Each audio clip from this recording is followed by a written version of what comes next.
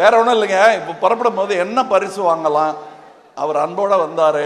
அவர் அன்போட வந்த போது நான் சொன்னது உங்களுக்கு எல்லாம் சொல்லிட்டாரு. எனக்கு இந்த பொன்னாடையெல்லாம் வேண்டாம், என்னை அரவணைத்துக் கொள்ளுங்கள். நான் அவரை அரவணைச்சு பார்த்தது முதுகுல என்ன இருக்குன்னு பார்க்க இல்லை, அவரை என்ன அப்படி பார்க்கல.